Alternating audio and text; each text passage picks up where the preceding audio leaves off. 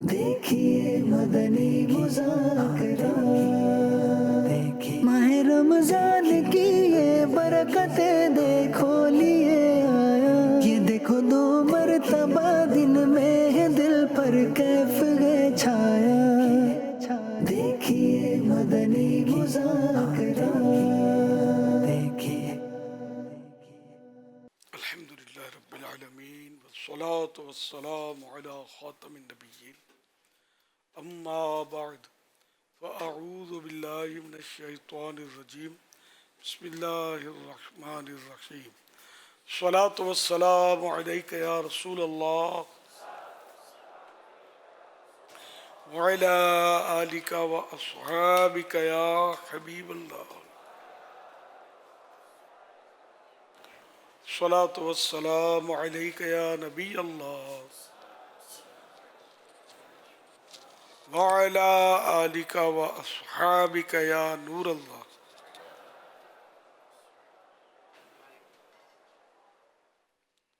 نویت سنت الاعتکاف۔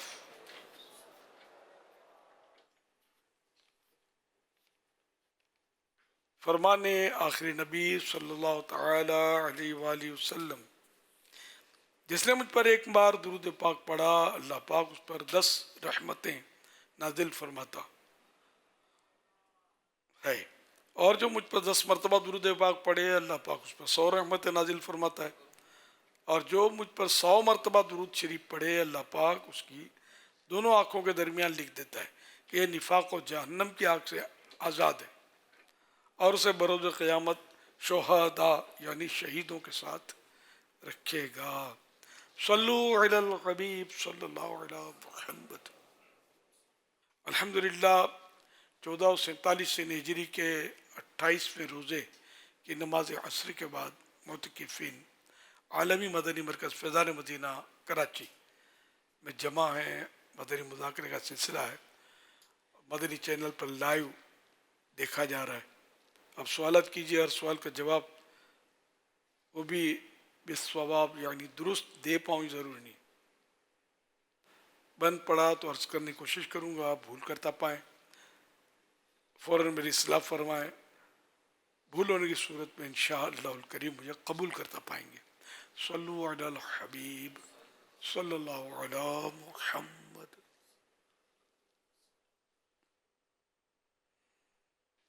میرا یہ سوال ہے کہ پیر صاحب کی برگاہ میں کہ ہمارے گھر میں جو ہے وہ چمٹیاں وغیرہ اور جو اس طرح کر کے نا وہ چمٹیاں وغیرہ زیادہ ہیں گھر میں نا، جگہ جگہ پہ پھیر رہی ہیں، تو کیا کیے جائے؟ کیا ان کو ہم مار سکتے ہیں یا وہ اس کے لیے کیا حل کیے جائے؟ کیونکہ جگہ جگہ برتنوں میں بھی آگے پیچھے وہ چلی جاتی ہیں تو چیزوں میں بھی داخل ہو جاتی ہیں، تو اس حوالے سے کوئی ہماری رہنمائی فرما دے۔ اصل وہ اس طرح کی چیزوں کو نفع حاصل کرنے کے لیے یا ضرر سے بچنے کے لیے مار سکتے ہیں۔ اب جو کیفیت آپ بتا رہے ہیں،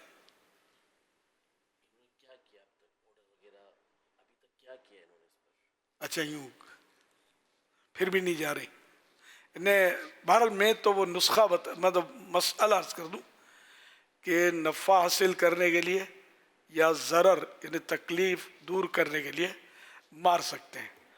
اچھا اب یہ کہ اور کیا بولوں میں، اصل میں اب یہ پوچھنا کیا چاہ رہے ہیں؟ مارنے کا پوچھنا چاہ رہے ہیں یا کوئی نسخہ پوچھنا چاہ رہے ہیں؟ اور اب تک انہوں نے اس کو بھگانے کی کوشش کی بھی یا نہیں کی؟ تو یہی کہیں گے کہ حتی الامکان تو آپ کوئی دوائیاں آتی ہیں، اس طرح کی دوائیاں آتی ہیں جس سے یہ بھاگ جاتی ہیں، اور ٹوٹکے بھی اس کے ہوتے ہیں جس کے ذریعے بھاگتی ہیں۔ اگر کوئی صورت نہیں ہوتی تو پھر وہی آپ نے جو ارشاد فرمایا۔ ہاں یہ کہ اگر مارے بغیر گزارا ہو سکتا ہو، بعض اوقات یہ کہ بے ترتیبی کھانوں کی ہوتی ہے، غذاؤں کے اجزاء ذرے خوراک کے ادھر ادھر پھینکنے کا یا رواج ہو، تو پھر یہ کہ چونٹیوں کا ایک اڈا بن جائے گا۔ چونٹیاں بھی ہوں گی تو پھر کاکروچ بھی ہوں گے، چھوٹے چھوٹے کاکروچ بھی ادھر بھاگتے پھرتے نظر آئیں گے، اور بھی چیزیں، پھر ان کو پکڑنے کے لیے چھپکلیوں کا بھی بسیرا ہوگا۔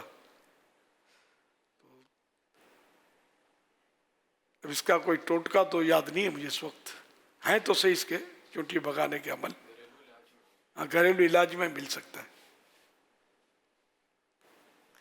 صلو علی الحبیب صلی اللہ علی محمد.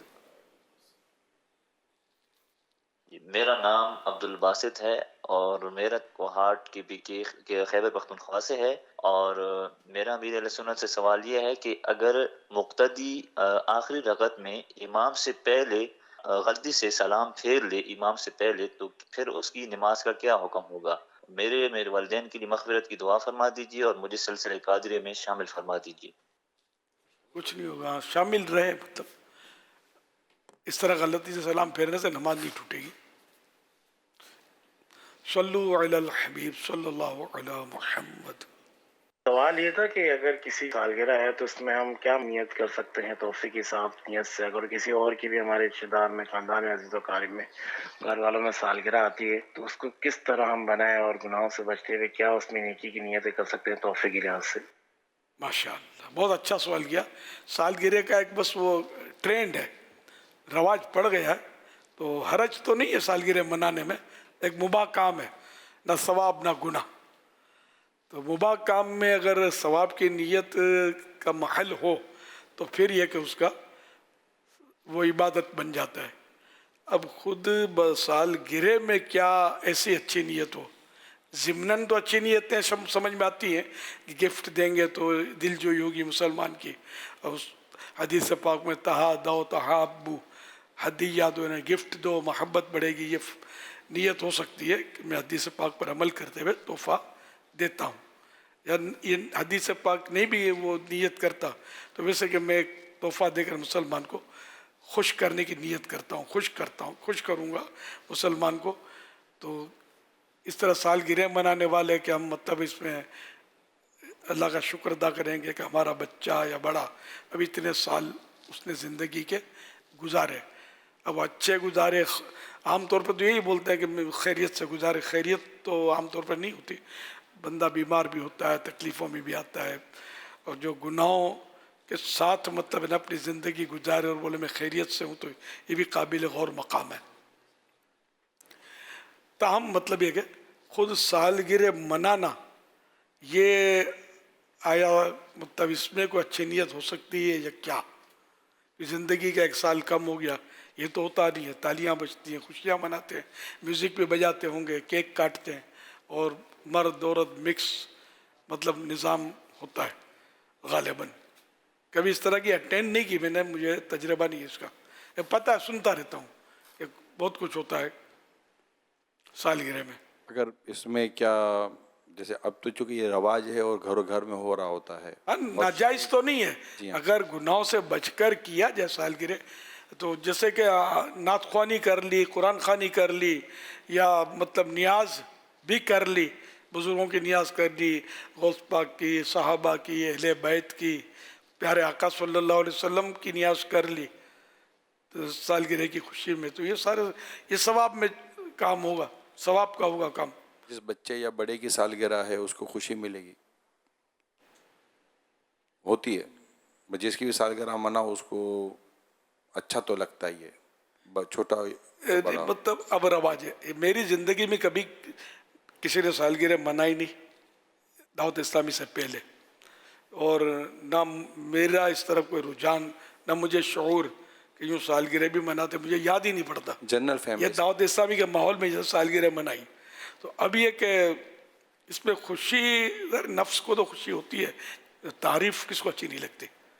تعریف کرتے ہیں، تحفے بھیجتے ہیں، ثوابوں کے بھی تحفے بھیجتے ہیں، اور بعض سولڈ تحفے بھی بھیجتے ہیں.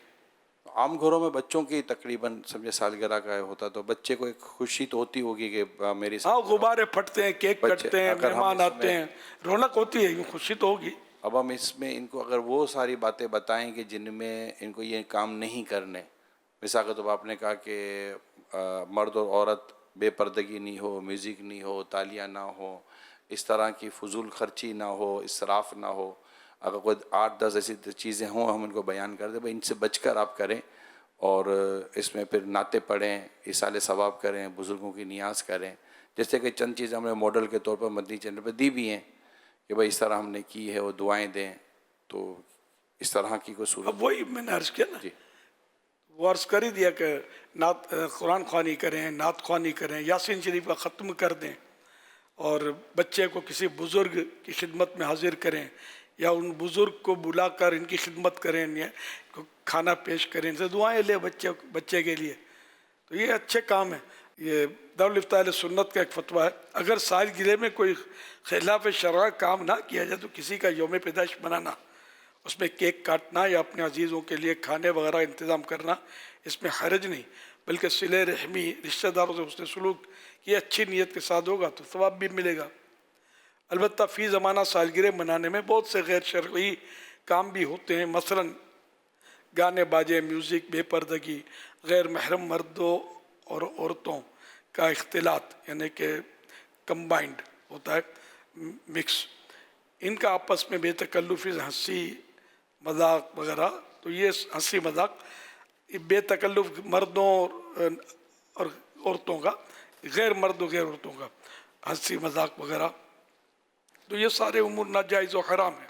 اس طرح سالگرہ کرنے کی ہرگز اجازت نہیں، لہذا جو جائز و درست طریقہ بیان کیا ہے اس کے مطابق اگر کوئی سالگرہ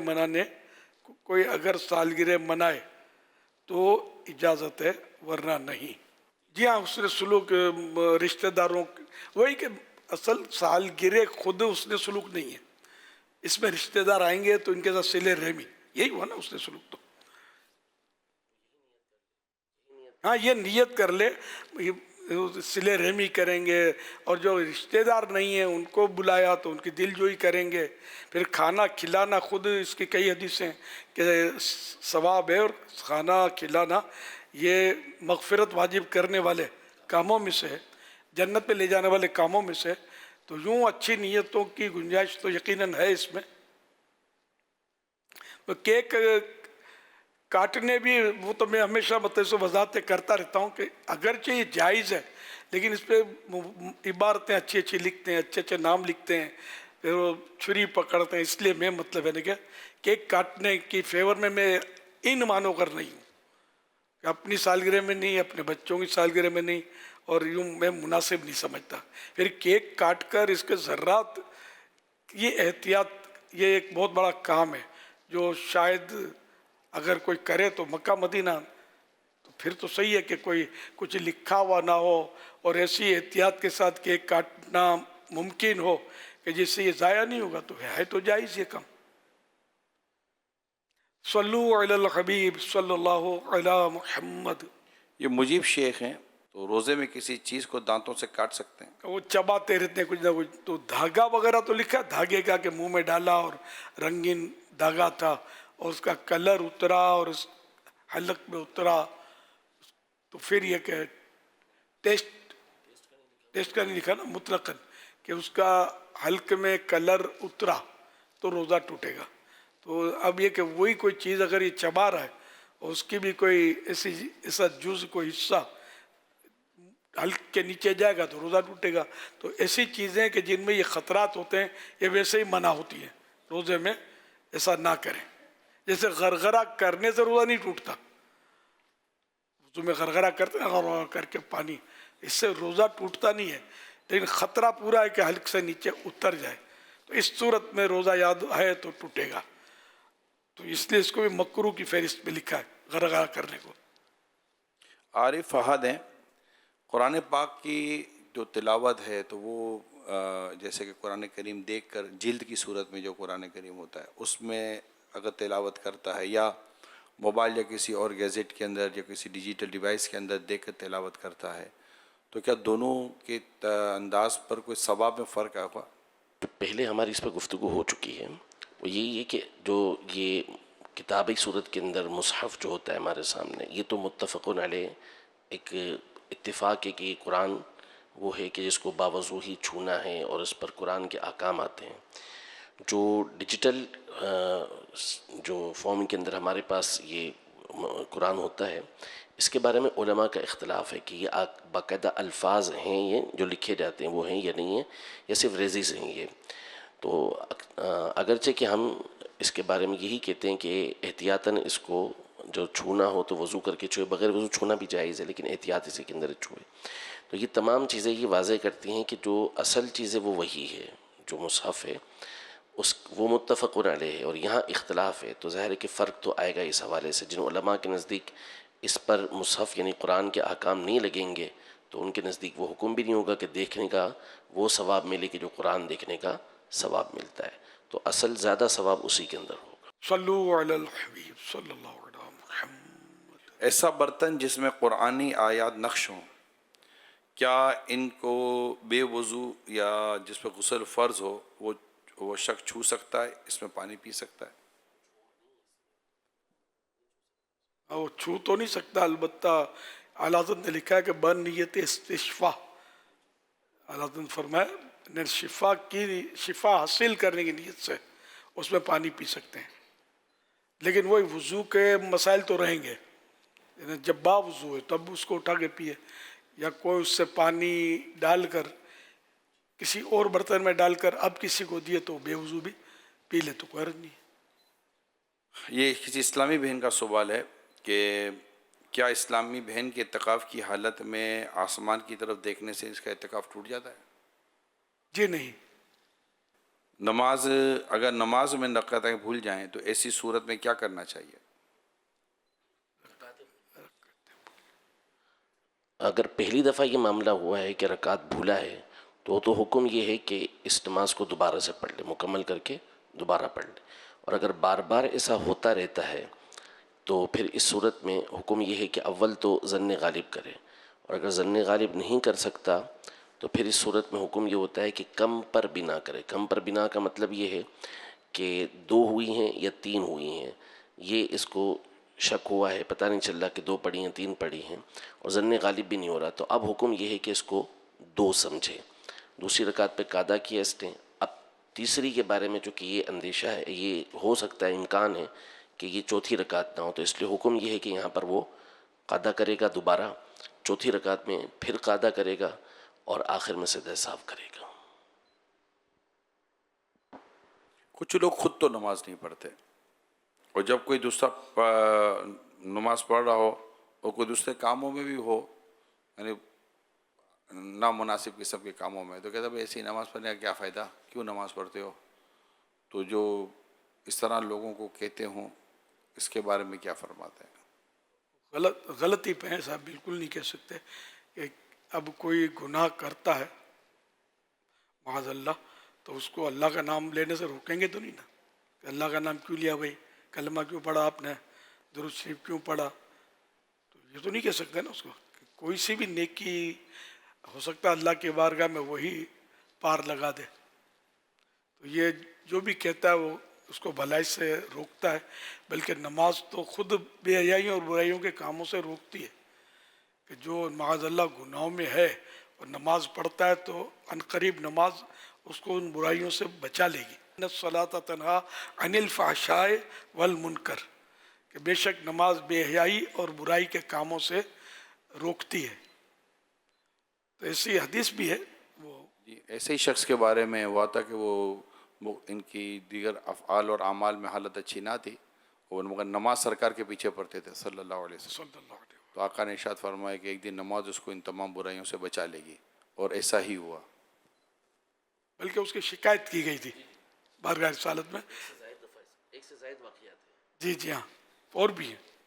تو یوں نماز سے روکنے والا اس کو علم کی کمی کی وجہ سے وہ ایسا کر رہا ہے، معلومات کی وجہ سے، بلکہ وہ خود بھی پڑھے گا تو اللہ کرے گا دونوں جہاں کی برکتیں ملیں گی، اور نہیں پڑھے گا تو ظاہر جہنم کا حقدار ہے جو بھی نہ پڑھے. کسی بھی نیکی سے روکنا جو ہے نا، یہ مطلب لوگوں کی بس یہ نماز تو پڑھتا نہیں ہے، ہلو جب دیکھو ختم قرآن کرتا ہے، جب دیکھو نعت خوانی کرتا ہے، جب دیکھو غوث پاک کی نیاز کرتا ہے، نماز تو پڑھتا نہیں ہے.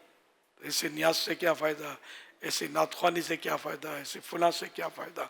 تو یہ نہ کیا جائے. اس طرح کرنے سے مطلب یہ کہ جو تھوڑا بہت نیکی کا کام کرتا ہے اس سے بھی باز آ جائے گا.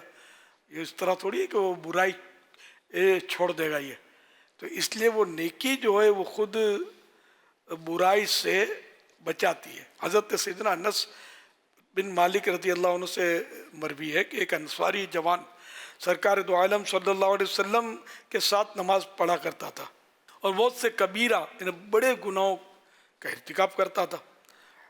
حضور پرنور صلی اللہ علیہ وآلہ وسلم سے اس کی شکایت کی گئی، تو آپ صلی اللہ علیہ وآلہ وسلم نے ارشاد فرمایا اس کی نماز کسی دن اسے ان باتوں سے روک دے گی۔ چنانچہ کچھ ہی عرصے کے بعد اس نے توبہ کر لی اور اس کا حال بہتر ہو گیا۔ ایک اور بھی حدیث پاک کہ ایک شخص نے نبی کریم صلی اللہ علیہ وسلم کی بارگاہ میں حاضر ہو کر عرض کی فلاں آدمی رات میں نماز پڑھتا ہے اور جب صبح ہوتی ہے تو چوری کرتا ہے۔ ارشاد فرمایا ان قریب نماز اسے اس چیز سے روک دے گی جو تو کہہ رہا ہے۔ تو یوں حدیثوں میں اور ویسے عام نیکی کے بارے میں بھی ہیں۔ حضرت سیدنا ابو ذر غفاری رضی اللہ عنہ فرماتے ہیں کہ رسول اللہ صلی اللہ علیہ وسلم نے مجھ سے ارشاد فرمایا تم کسی نیکی کو حقیر نہ جانو اگرچہ وہ تمہارا اپنے بھائی سے خندہ پیشانی کے ساتھ ملاقات کرنا ہی ہو۔ اب ایک نمازی نہیں ہے، بے نمازی کسی سے اچھی طرح مسکرا کر ملتا ہے تو اس کو یہ کہا جائے گا کہ کیوں مسکرا کر ملتے ہو، منہ پھلا کے ملو، منہ چڑھا کے ملو، تو نماز تو پڑھتے ہی نہیں ہو، کیا فائدہ اچھی طرح ملاقات کرنا۔ سلام مت کرنا، تم تو بے نمازی ہو۔ سلام کرنا تو ثواب کا کام ہے، ثواب کا کام تم جب کرو گے جب تم نمازی بن جاؤ گے، تو یہ تھوڑی کہا جائے گا۔ تو یہ ثواب کے کام، نیکی کے کام ہی تو ہیں کہ جو آہستہ آہستہ اس کو نمازی بھی بنا دیں گے۔ تو اس لیے یہ عام طور پر معلومات کی کمی کی وجہ سے لوگ ایسا کرتے ہیں کہ بس یہ غوث پاک کی نیاز کرتا رہتا ہے، جشن ولادت تو مناتا ہے، نماز ایک نہیں پڑھتا۔ تو نماز نہیں پڑھتا وہ یقیناً غلط کرتا ہے، نماز پڑھنی ہی چاہیے، لیکن اگر نماز نہیں پڑھنے والا کوئی نیکی کرتا ہے تو آپ کیوں روکتے اس کو یار؟ اس کو روکو نہیں نا کہ یہ نیکی ہے، اس کے لیے دعا کریں، اس کو نیکی کی دعوت دیں، مگر یہ کہ کرنے کی تیرا کیا فائدہ؟ فائدہ تو دے گا، جنت میں تو لے جائے گا، تیرا اپنا کیا بنے گا تجھے پتہ نہیں ہے۔ صلو علی الحبیب صلی اللہ علیہ وسلم۔ بلکہ حدیث میں اس بات کا حکم ہے کہ اگر کسی سے خطا ہو جائے، غلطی ہو جائے تو اس کے بعد وہ نیکی کرے، اور قرآن میں فرمایا کہ ان الحسنات یذہبن السیئات، نیکیاں برائیوں کو مٹا دیتی ہیں، گناہ کیا تو وہ برائیوں کو مٹا دیں گی۔ سورہ علق میں اللہ پاک نے ارشاد فرمایا ارأیت الذی ینہا عبدا اذا صلی، کہ آپ نے اس شخص کو نہ دیکھا کہ جو ایک شخص کو، ایک بندے کو روکتا ہے جب وہ نماز پڑھتا ہے، نماز پڑھ رہا ہے اس کو روکتا ہے۔ تو یہ آیت جو ہیں یہ ابو جہل کے بارے میں خاص طور پہ نازل ہوئی کہ اس نے نبی پاک صلی اللہ علیہ وسلم کو جب نماز پڑھتے دیکھا تو اس نے دھمکیاں دی تھیں، تو اس پر یہ آیت مبارکہ نازل ہوئی کہ کیا آپ نے اس شخص کو نہ دیکھا کہ جو آپ کو اس لیے روک رہا ہے کہ آپ نماز پڑھتے ہیں، یعنی بندے کو اس لیے روک رہا ہے کہ وہ نماز پڑھ رہا ہے۔ اس پر بعض مفسرین فرماتے ہیں کہ اس وعید میں ہر وہ شخص داخل ہے جو اللہ تعالیٰ کی اطاعت کرنے، اللہ تعالیٰ کی فرما برداری کرنے اور نماز پڑھنے سے روکے، نماز سے روکنے والا بھی دیگر نیکیوں سے روکنے والا بھی آ گیا اس میں ہے۔ مطلب سمجھدار آدمی ایسی حرکت کرے گا بھی نہیں، معلومات نہیں ہوتی نا، تو اس کی وجہ سے لوگ علماء سے جو دور ہوتے ہیں، دینی ماحول سے دور ہوتے ہیں، دنیا میں رات دن مصروف رہتے ہیں، تو ان کو نہیں سمجھ پڑتی، تو بیچارے وہ اس طرح کے کام کر رہے ہوتے ہیں۔ وہ ولید بن مغیرہ کی بھی تو یہی صفت تھی، ایک صفت تھی، 10 صفتیں اس کی بری صفتیں قرآن نے بیان کی ہیں، تو ایک یہ بھی تھی مناع للخیر، یہ قرآن شریف کے الفاظ ہیں، مناع للخیر یعنی بھلائی سے بڑا روکنے والا۔ صلو علی الحبیب صلی اللہ علیہ محمد۔ اب لوگوں کو برائیوں میں مبتلا دیکھتا ہے، کچھ بھلائی کے کام بھی وہ کر رہا ہوتا ہے، اب وہ جو بھلائی کے کام جو بہت زیادہ ضروری ہوتے ہیں وہ نہیں کر رہا ہوتا، اور ایک عام جنرلی اس طرح کی بھلائی، اس طرح کے کچھ برائی میں مبتلا ہے، یا پھر کم بھلائی کے کام میں پڑا ہوا ہے، اور زیادہ جو اہم بھلائی کے کام تھے، نیکی کام تھے، فرض کام تھے، اس کی طرف اس کی توجہ نہیں ہے۔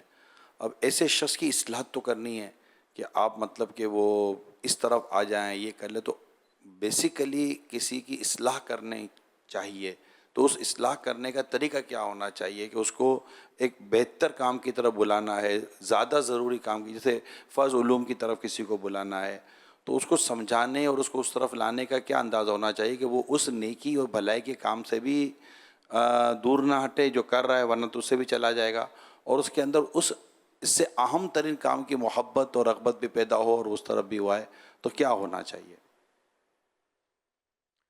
وہ اپنے یعنی اس کے ساتھ اس نے اخلاق کا مظاہرہ کرے اور اس کی وہ جو کام کر رہا ہے اس کی بھی پذیرائی کرے کہ ماشاء اللہ آپ کو بڑا جذبہ ہے نیک کام کرنے کا، تو یہ تو جاری رکھیں آپ، البتہ یہ بھی کریں کہ یہ اس سے بھی زیادہ اس میں ثواب ملے گا، اس کی اہمیت اس سے بھی زیادہ ہے، سمجھے؟ اس انداز میں اگر اس کو سمجھے، ورنہ بولے یہ آپ کرتے اس کا کوئی فائدہ نہیں ہے، یہ ضروری ہے، یہ پھر اس میں خرابی پیدا ہوگی۔ صلو علی الحبیب صلی اللہ علی محمد۔ دیکھیے مدنی مذاکرات، دیکھیے ماہ رمضان کی یہ برکتیں